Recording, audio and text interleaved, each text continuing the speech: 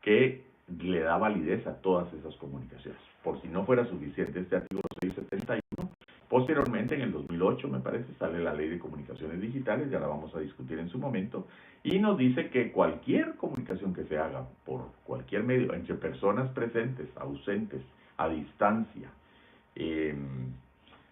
por escrito, verbalmente, como estamos ante el artículo 669 de los principios filosóficos de que los contratos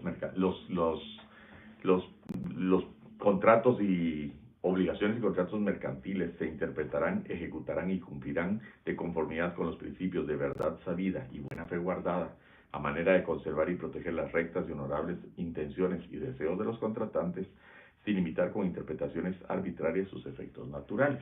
Esto nos trae al 671, que nos dice, bueno, los contratos se pueden celebrar de cualquier forma. El tema va a ser de prueba, que a veces no es tan fácil probar lo que dijimos, en las palabras se las lleva el viento.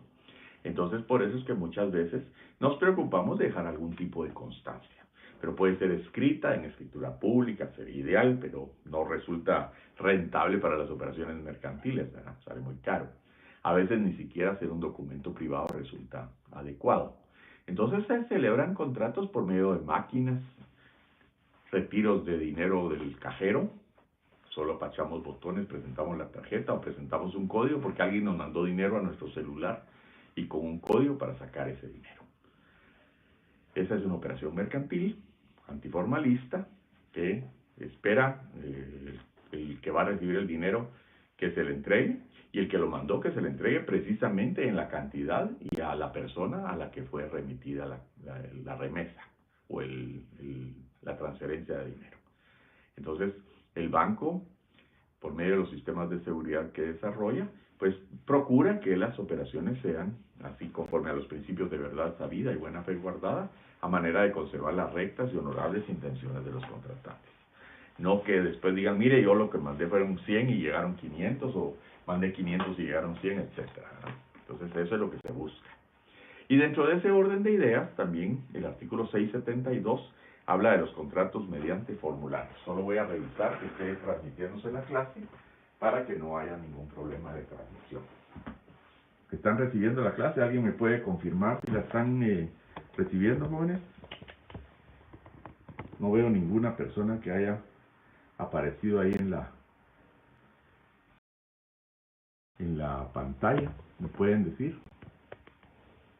Aunque hay 66 personas viéndola, 64, 65 aparentemente.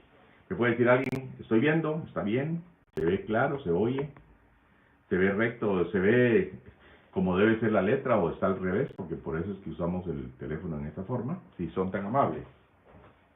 Creo que hay 64 alumnos conectados, o por lo menos 64 personas viendo el video. Si me pueden confirmar, les agradezco mucho.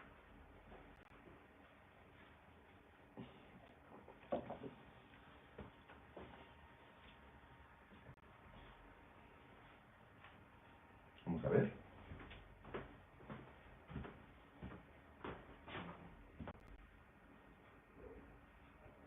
Si no, pues les quedará grabada en la clase. Ahorita hay 69 personas de público.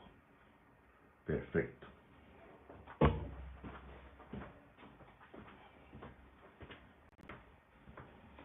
El 672 nos habla de los contratos mediante formularios.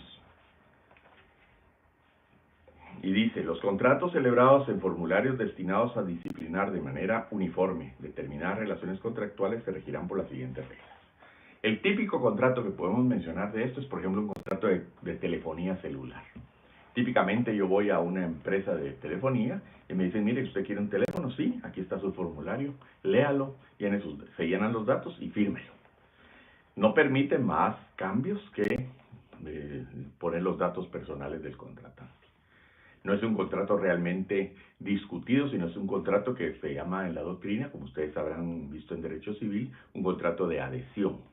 Yo acepto las condiciones, firmo, y es un contrato preparado por una de las partes.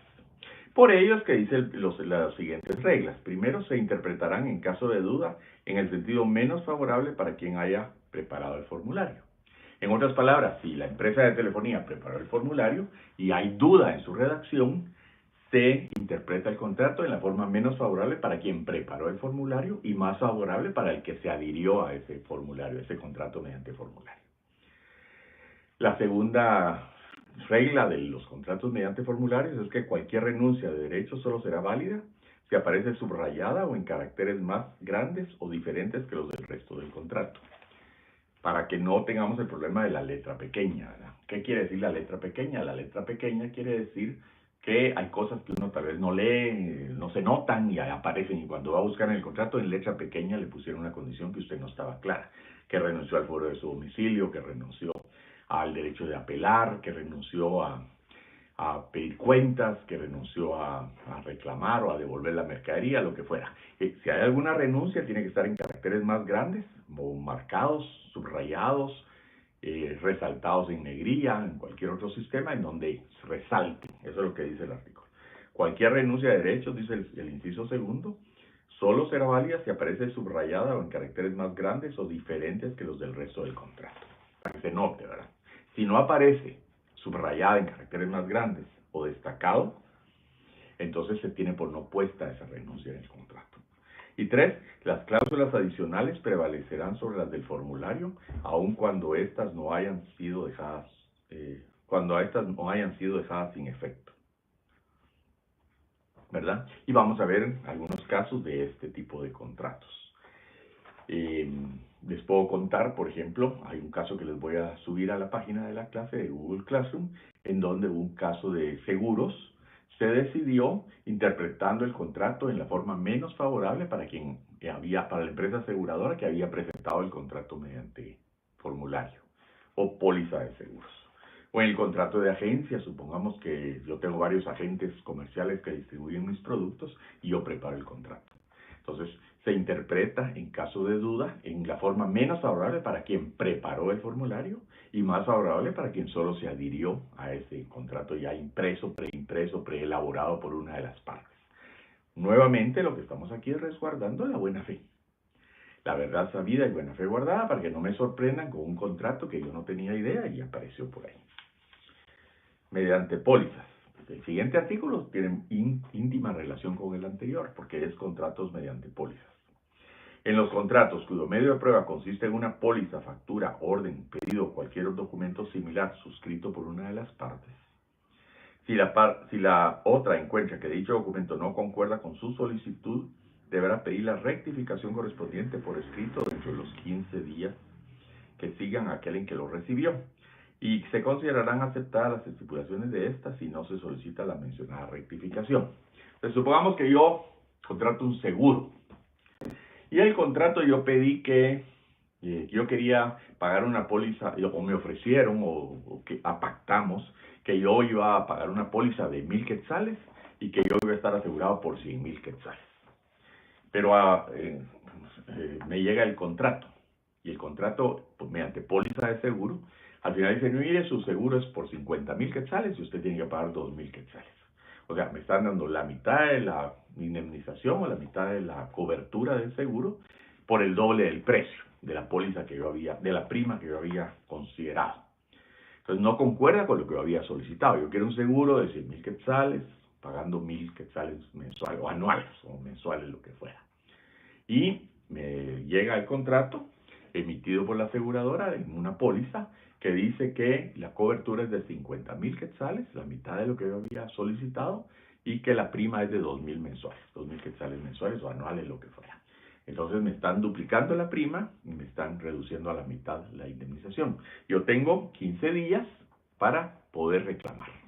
Este es un caso en donde yo puedo objetar y decir, miren, no fue lo que yo solicité, no estoy de acuerdo, corríjanlo.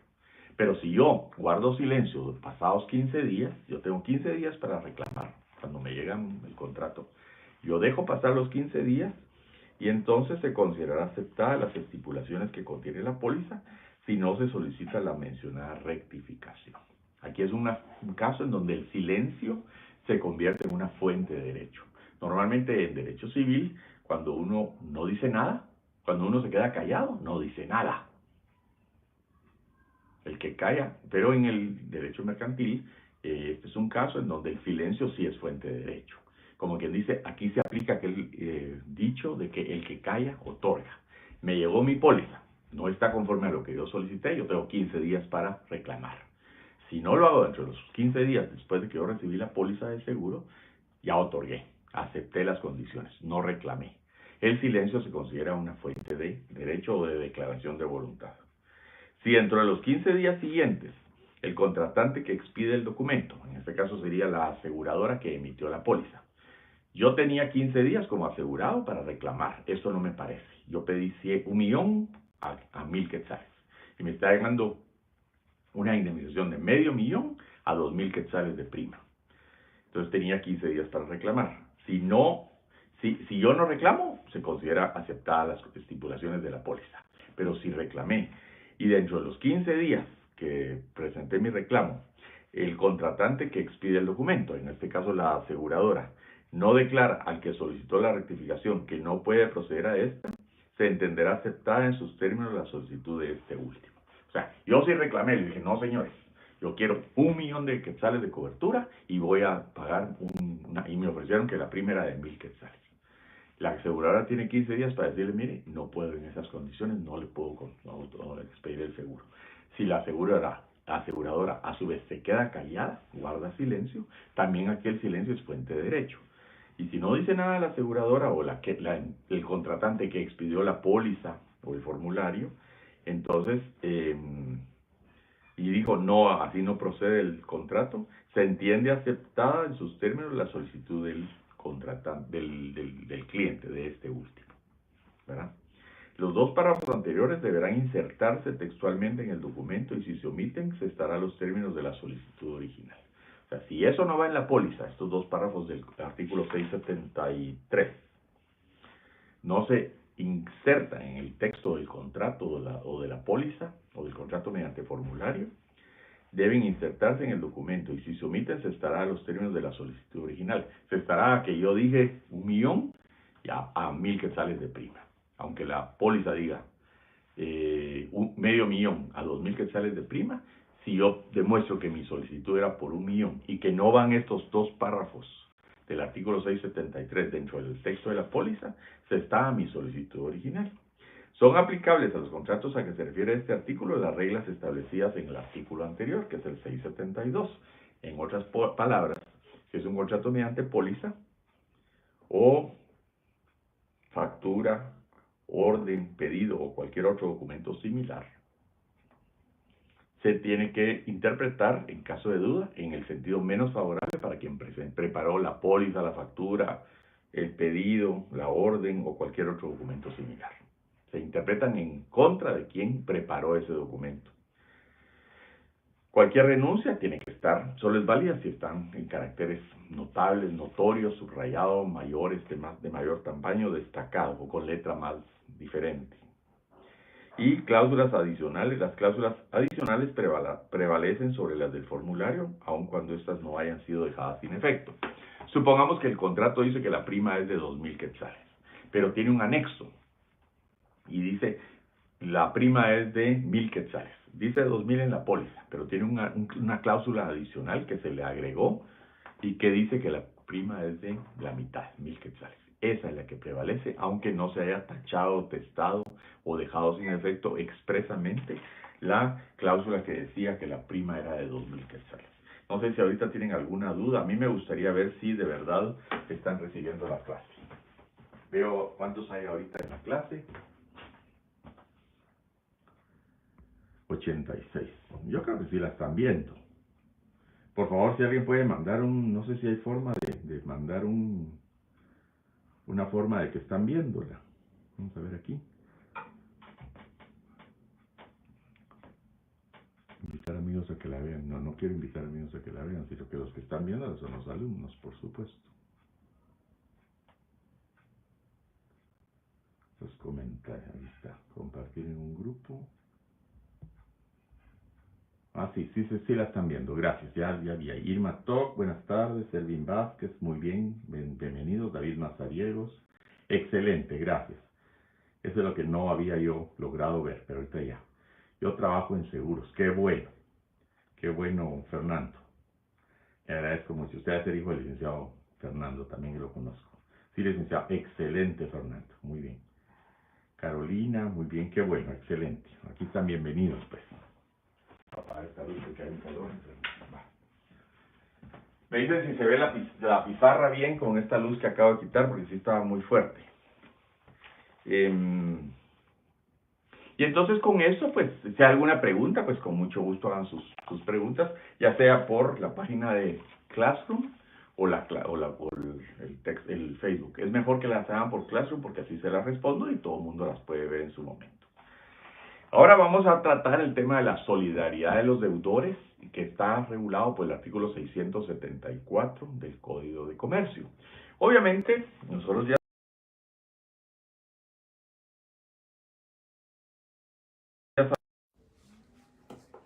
que las obligaciones mercantiles pueden ser de dos clases. Permítanme un segundito. Ahí está. Las obligaciones mercantiles pueden ser de dos clases. Obligaciones, perdón, no solo las mercantiles, las obligaciones civiles también. Se mira la pizarra. A ver si esto ya sirve.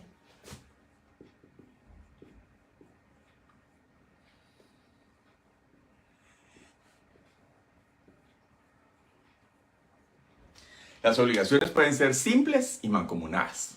Simples es cuando hay normalmente un deudor y un acreedor. Y mancomunadas es cuando hay, por ejemplo, un acreedor y dos deudores o más, ¿verdad? Y además, las obligaciones mancomunadas, ¿se recuerdan de eso de derecho civil, verdad? Si no, vamos a ver ahorita en qué artículos del Código Civil lo podemos buscar. A su vez pueden ser, la mancomunidad puede ser, más que todo la mancomunidad. Mancomunidad. La mancomunidad puede ser simple y puede ser solidaria. Y como ustedes se recordarán, la mancomunidad solidaria es aquella en donde la simple es cada quien, si yo tengo tres deudores de una cantidad, cada deudor responde por la tercera parte de la deuda, porque es una mancomunidad. Las obligaciones pueden ser simples cuando hay un deudor y un acreedor, y mancomunadas cuando hay de cualquiera de los dos lados, del lado activo o del lado pasivo, hay un acreedor y dos deudores, o un deudor y dos acreedores o más, ¿verdad? De cualquiera de los dos lados. Eso se llama mancomunidad, porque de cualquiera de los dos lados de la obligación, ya sea del acreedor o del deudor, hay más de una persona, hay más de un sujeto. Eso es una mancomunidad. A su vez, la mancomunidad puede ser simple o solidaria. Eso es lo mismo en derecho civil y en derecho mercantil. La diferencia, ahora vamos a ver en el artículo del Código Civil para que ustedes puedan regresar a repasar eso, porque yo estoy seguro que algunos necesitarán un repaso por las vacaciones y por etcétera.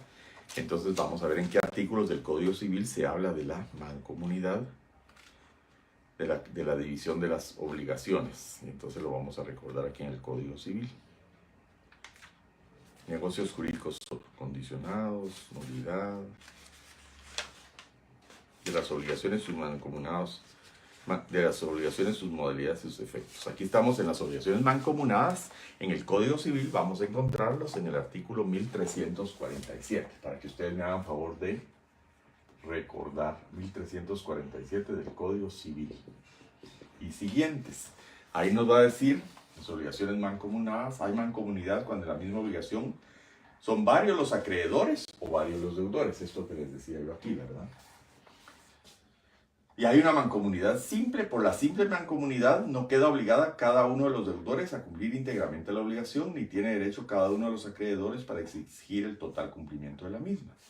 En este caso, el crédito o la deuda se considerarán divididos en tantas partes como acreedores o deudores haya, y cada parte constituye una deuda o créditos separados. Lo que les decía, en la mancomunidad simple, si tengo dos deudores, o tres deudores, o cuatro deudores, cada deudor es deudor de una cuarta parte de los 1000 quetzales que se deben.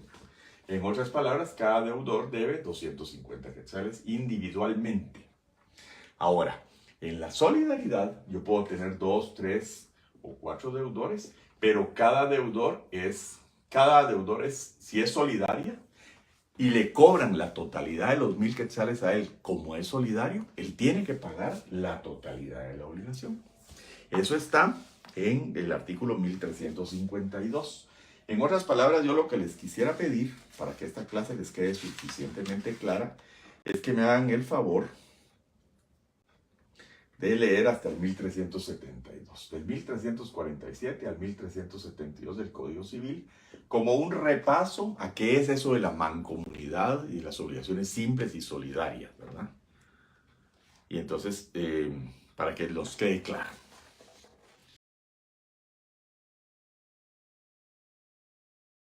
Y no tengamos problema para entender esta parte. Lo mismo es en el derecho civil y lo mismo es en el derecho mercantil. Entonces, ¿por qué estamos hablando de esto? Me dirían ustedes. Es únicamente porque la diferencia entre el derecho civil y el derecho mercantil es la forma en que se convierte en solidaria una obligación mercantil que es distinta de la forma en que se convierte en solidaria una obligación civil. Porque la diferencia está en este artículo. Miren. En el Código Civil, para que una obligación sea solidaria, primero nos da la definición en el 1352. En el artículo 1352 del Código Civil nos dice qué es solidaridad. Y es lo mismo que vamos a aplicar en el Código de Comercio. Entonces nos dice: mancomunidad solidaria. La obligación mancomunada es solidaria cuando varios deudores están obligados a una misma cosa. Varios deudores están obligados a pagar estos 1000 quetzales cada uno, o a cada uno se le puede exigir los 1000 quetzales. En la simple, si son 4 deudores de 1000 quetzales, cada uno debe únicamente 250 quetzales. Se considera dividida la obligación en tantas partes como deudores o acreedores hay. Si la obligación es mancomunada simple y yo soy acreedor y con otras tres personas, somos 4 los acreedores, nos deben 1000 quetzales y yo puedo cobrar 250, que es la cuarta parte. Si somos 2 los acreedores mancomunados simples de 1000 quetzales, yo puedo cobrar 500 y el otro puede cobrar 500. La gran diferencia es cuando la obligación se vuelve solidaria. Cuando la obligación se vuelve solidaria es que la totalidad de la obligación la puedo, si yo soy acreedor solidario, puedo cobrar todos los 1000 quetzales. Y si soy deudor solidario, tengo que pagar todos los 1000 quetzales. Obviamente después yo le voy a pedir a los codeudores que me paguen su parte. Porque éramos 4. Yo tuve que pagar todos los 1000 quetzales y, por favor, cada quien me dé los 250. Pero ya es un problema del deudor solidario que aceptó la solidaridad y entonces le cobraron los 1000 quetzales y después puede repetir contra cada uno de sus codeudores solidarios y decirle: mira, yo pagué los 1000 quetzales, págame tus 250, págame tus 250, págame tus 250, entre ellos. De la misma manera, si yo soy acreedor solidario y cobro los 1000 quetzales, que somos 4 los acreedores, pero yo cobré toda porque como soy solidario puedo cobrar todo. Entonces los otros acreedores solidarios me pueden decir: mira, vos cobraste los 1000 quetzales, pero éramos 4. Dale sus 250 a cada uno de los otros 3 acreedores solidarios, ¿verdad? El punto es que yo puedo, si soy acreedor solidario, yo puedo cobrar todo. Y si soy deudor solidario, me pueden exigir el cumplimiento de toda la obligación. Yo después me arreglaré con mis codeudores para a ver si logro que me reintegren la parte que yo tuve que pagar por ellos porque éramos solidarios. O si yo cobré todo y soy acreedor solidario, yo cobré los 1000 quetzales y los otros me pueden decir: mira, pasaron nuestra parte porque éramos acreedores mancomunados, que quiere decir que se divide la obligación, pero éramos solidarios. Tú podías cobrar todo, pero nos tienes que dar nuestra parte. Eso es igual en el derecho civil que en el derecho mercantil. La diferencia es el artículo 1353. En el Código Civil dice: la solidaridad no se presume. Debe ser expresa por convenio de las partes o por disposición de la ley. Esa es la gran diferencia. El artículo 1353 del Código Civil dice que la solidaridad debe ser expresa. O sea, la obligación, el contrato, es decir, son deudores solidarios o son acreedores solidarios. Eso es lo que dice el Código Civil en el artículo 1353.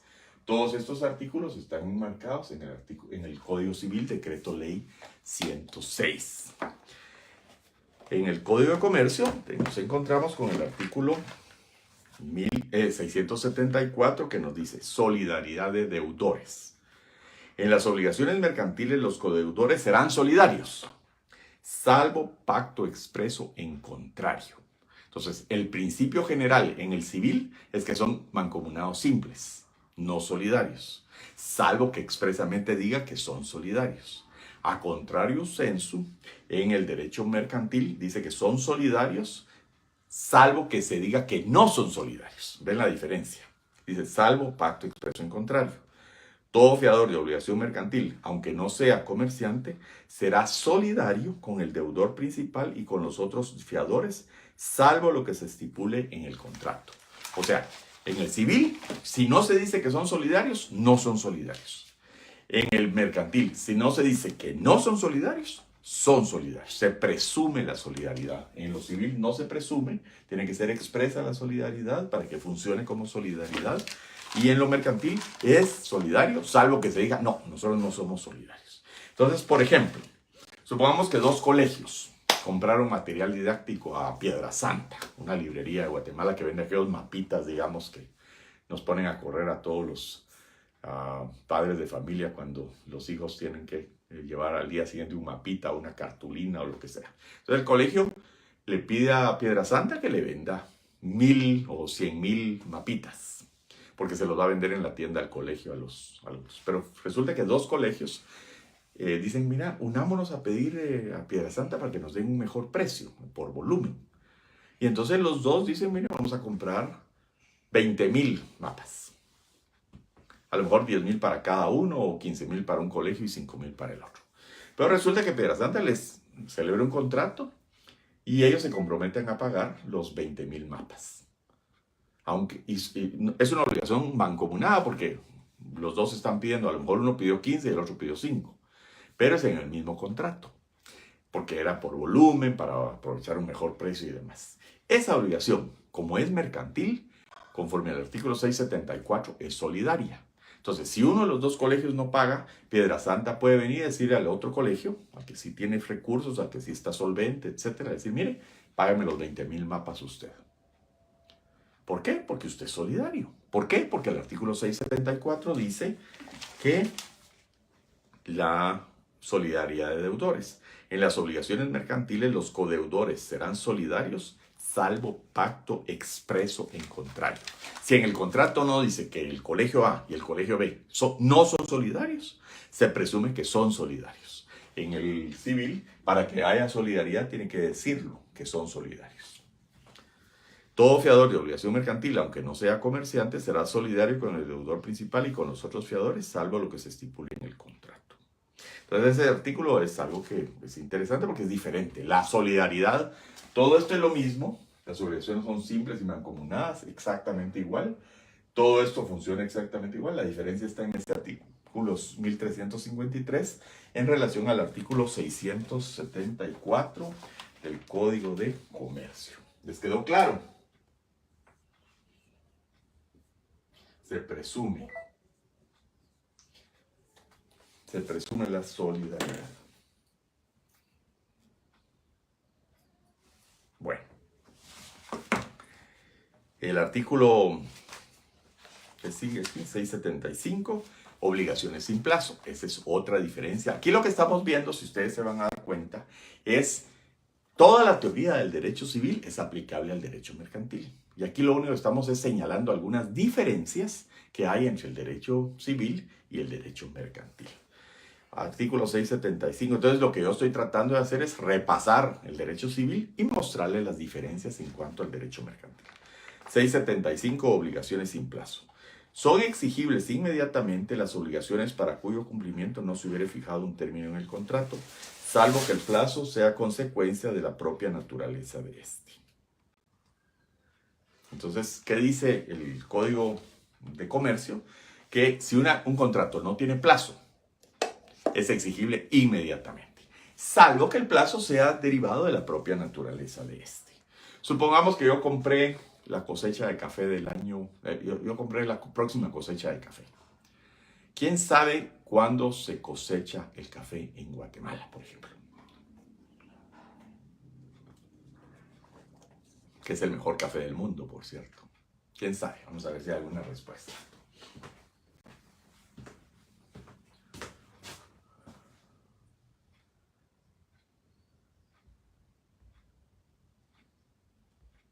El tema del día es obligaciones y contratos mercantiles, artículos 671 y siguientes.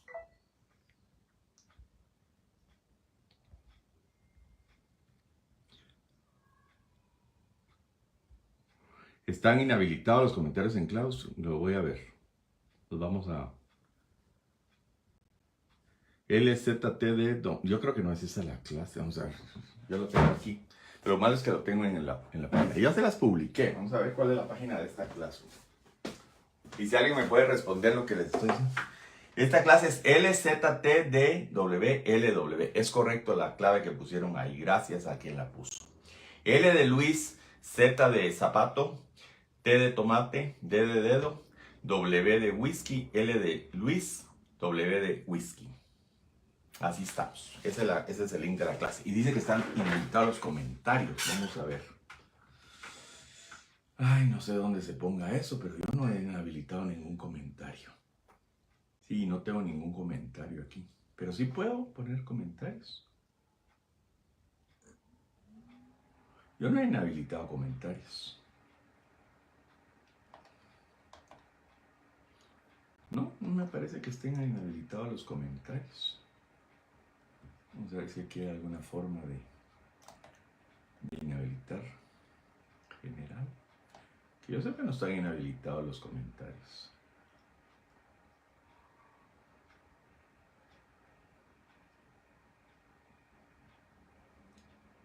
No veo ninguna orden mía de que...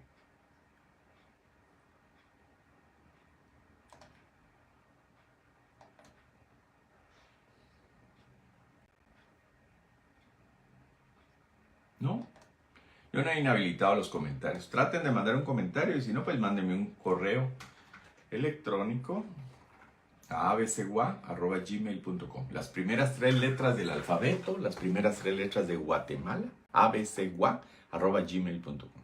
Si fuera algún comentario que tengan y lo vemos después.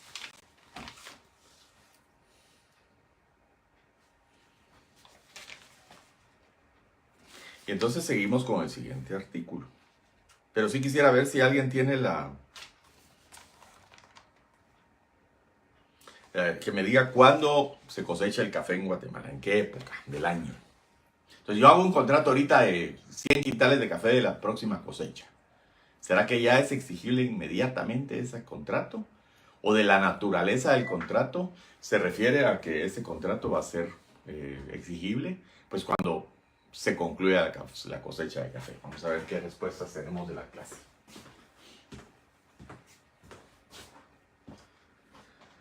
La podría compartir el enlace de Facebook en claro para poder iniciar con los comentarios. El enlace de Facebook es... Se cosecha de diciembre a marzo, correcto. Comienza normalmente, dependiendo de la... Sí se puede comentar, dice Liu. Y gracias también se cosecha de diciembre a marzo, correcto. Y en diciembre dice alguien más, sí. De diciembre a marzo o abril del siguiente año. Gracias, Anelis. Correcto. En diciembre comienzan, por sí. Dependiendo de la región, ¿verdad? Hay regiones que comienza antes y hay regiones que comienza después, pero básicamente ahí por febrero, marzo ya la cosecha está recogida y ya se puede exigir el cumplimiento. Pero no lo puedo exigir ahorita en mes de julio, agosto, porque no hay cosecha de este año. Por la propia naturaleza del contrato, el café de la próxima cosecha es exigible cuando ya terminó la cosecha. Sería, ahorita pues está todavía, si bien nos va, está verde en la rama del café y no es práctico, no es exigible, no es lógico de la propia naturaleza. De la misma manera, si yo hago un contrato para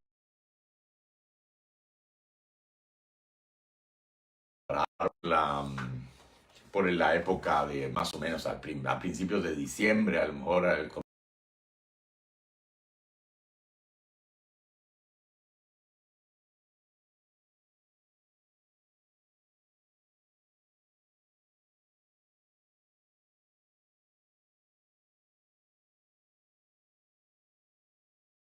comienzan a moverse los arbolitos de Navidad. Aunque algunos establecimientos comienzan pues desde septiembre, agosto, ¿verdad? En el periodo navideño, pero digamos de la propia naturaleza del contrato se determinará cuándo es la fecha en que se puede comenzar a exigir el cumplimiento de exigir ningún árbol de Navidad, porque para qué lo queremos. Útiles escolares serán en enero normalmente, y así dependiendo de cada producto y cada contrato, pues estamos hablando de que aunque no se diga plazo, si no se dice plazo, el principio general es que el contrato es exigible inmediatamente. Pero, salvo que de la propia naturaleza del contrato se desprenda que ese contrato no es exigible inmediatamente porque por el tipo de contrato, el tipo de producto, no es lógico, no es de la naturaleza del contrato exigir un cumplimiento inmediato, sino que habrá una época en que ese contrato tiene que ser cumplido, ¿verdad? Por ejemplo, un contrato para una celebración de unos 15 años, contrato a la música. Obviamente no es exigible inmediatamente, es exigible el día que va a ser la fiesta, ¿verdad? Igual la cosecha de café o lo que fuera es exigible. La tela para los uniformes escolares pues será en enero o en junio, dependiendo del tipo, de agosto creo que es cuando comienzan el periodo de los colegios, ¿verdad? Dependiendo si es plan nacional o plan americano, ¿verdad? Entonces, ¿para qué quiero la tela ahorita si realmente los padres de familia van a comenzar a comprarla en enero, los uniformes para sus hijos o a principios de la temporada escolar, ¿verdad? Entonces, de la propia naturaleza. Ahora, ¿cuál es la diferencia con el derecho civil? Cuando en el derecho civil dice que el contrato no tenga plazo, obligaciones sin plazo, nos tenemos que ir al Código Civil y ver qué dice de las obligaciones sin plazo. Y ahorita les voy a dar el artículo.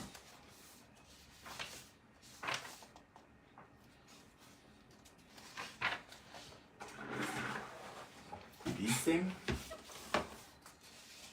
el plazo, artículo 1279.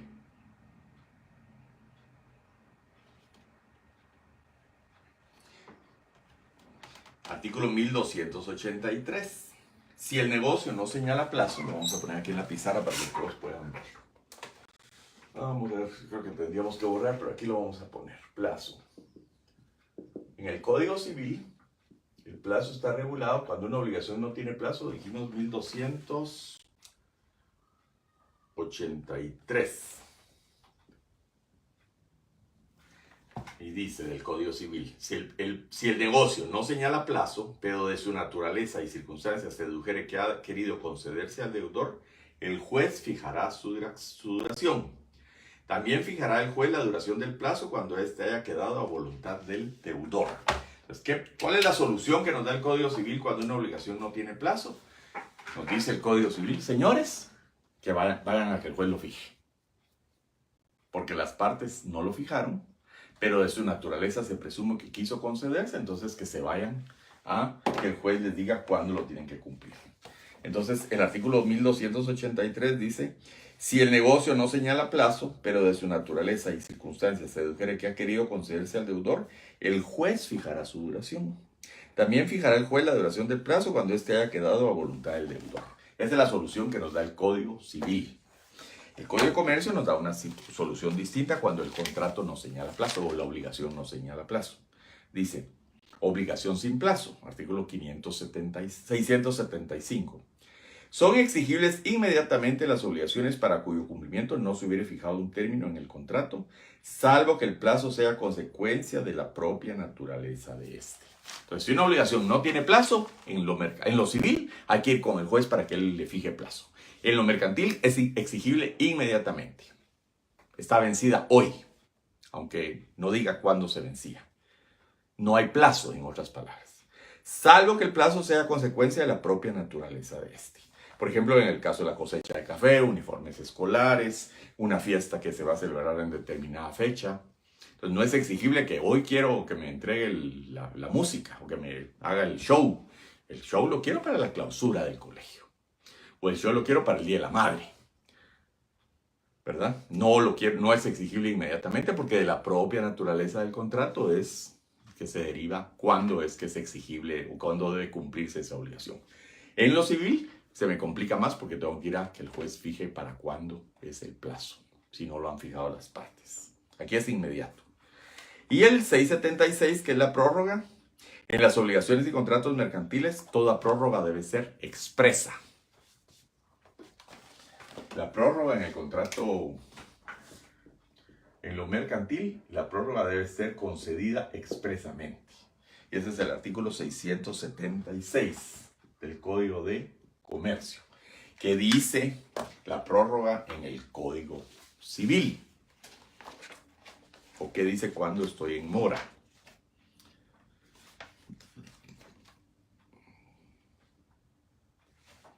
Entonces tengo que ver, pues como les digo, lo que estamos haciendo aquí es una comparación entre el plazo en el código, ¿cuál dijimos que era el artículo 1283? Por ahí vamos a tener que buscar el artículo 1283, aquí está.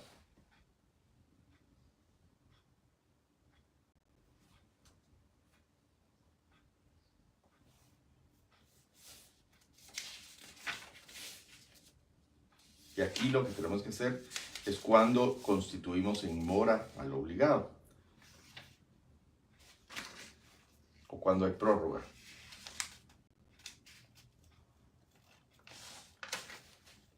Obligaciones alternativas. Prórroga, vamos a ver el plazo. Vamos a ver qué dice 1282.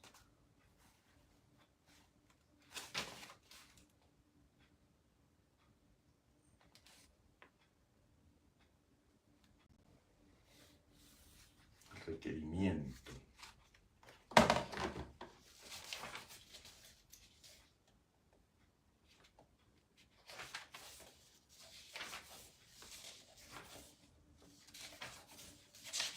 Pues vamos a ir incumplimiento de las obligaciones. Artículo 1423.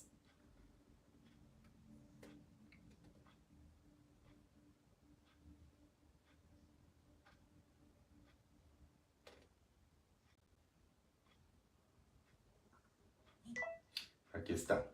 El 1427. Perdón, el 1428. El deudor de una obligación exigible se constituye en mora por la interpelación del acreedor. Y aquí se presume que si el acreedor no cobró una obligación exigible, le está concediendo una prórroga al deudor en lo civil. Si un deudor no cobra al vencimiento del plazo, hay que hacer un requerimiento.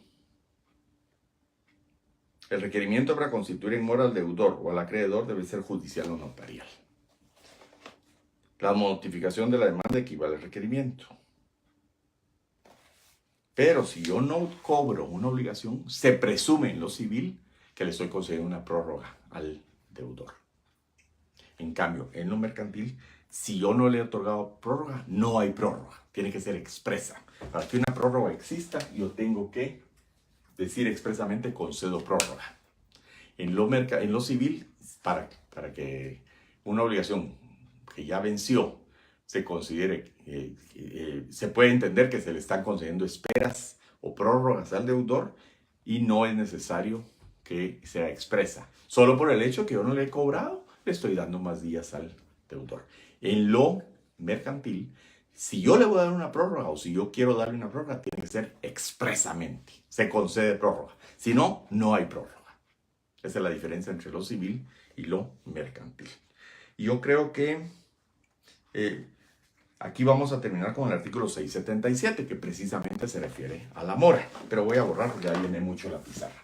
Y vamos a ver si hay alguna pregunta por ahí. Si hay alguna pregunta de la clase.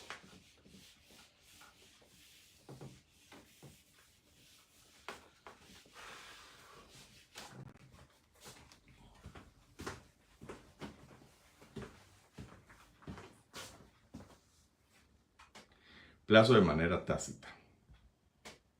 1428 Código Civil, la mora. ¿Es el artículo 1284? Sí. Muchas gracias, Eliu. Le agradezco mucho a Minor, a Eliu sus comentarios, así como a los demás que han participado. Está Eliu bastante activo, Mónica Díaz, Mike, Jorge Sánchez, muchas gracias por el código de la clase, Rosemary Gómez. El tema del día, les dije, me explico una consulta. ¿Puede darse de prórroga o se decide? ¿Puede darse de prórroga o se decide? Vamos a ver. Esa es la diferencia entre lo civil, gracias por su pregunta. La diferencia entre lo civil y lo mercantil es que si yo no le cobro al deudor, se supone que le estoy dando prórrogas, le estoy dando esperas o prórrogas o le estoy permitiendo que se alargue en el plazo. En lo mercantil, si yo no digo que le estoy dando una prórroga, no le estoy dando una prórroga. Debe ser expresa la prórroga. Es el artículo de saludaciones y contratos mercantiles. Toda prórroga debe ser expresa. O sea, debo de expresar que le estoy dando prórroga. No por el hecho de no cobrar, se supone que le estoy dando una prórroga, ¿verdad? Y eso tiene íntima relación con el artículo 677, que es el con el que vamos a terminar, que es el que se refiere a la mora. Pero para eso vamos a recordar, porque eso ya lo saben ustedes, que es la mora. Y también nos tenemos que ir al Código Civil. ¿Qué es la mora? ¿O en qué momento está el deudor o el acreedor en mora? Porque ahí la mora funciona tanto en caso del acreedor como en el caso del deudor. Vamos a ver qué dice el Código de Comercio y después regresamos al Código Civil. En las obligaciones y contratos mercantiles se incurre en mora sin necesidad de requerimiento desde el día siguiente a aquel en que venzan o sean exigibles. O sea, hoy, 30 de junio del 2024, venció la obligación.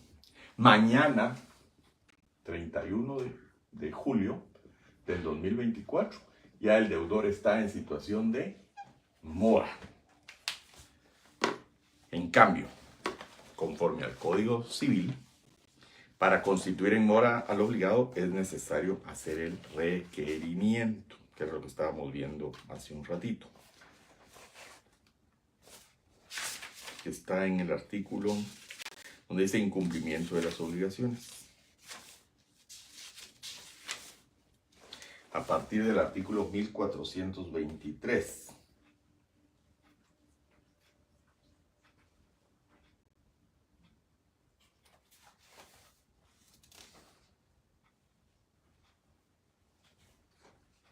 Por ejemplo,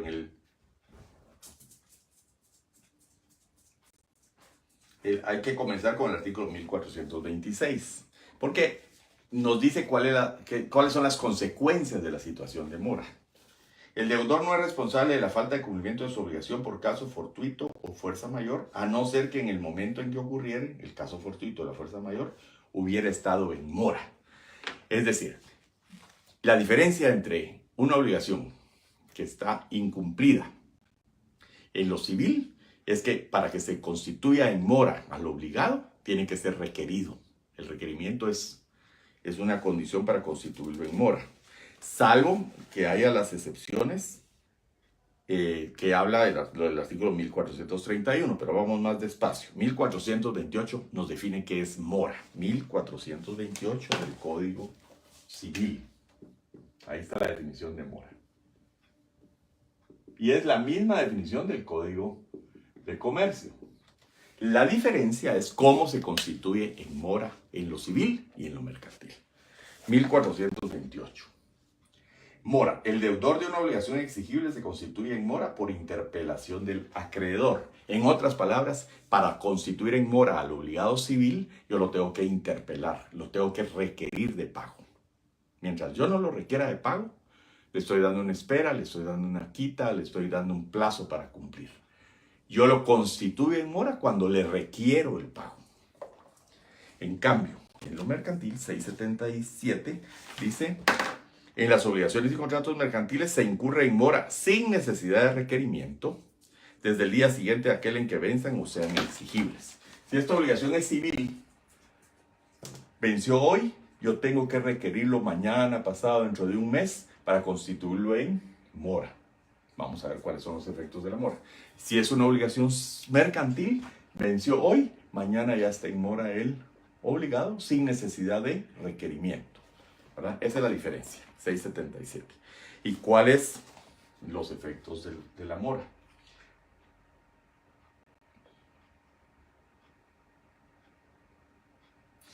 (1433) Establecida legalmente la situación de mora, las consecuencias son las del 1433 del Código Civil.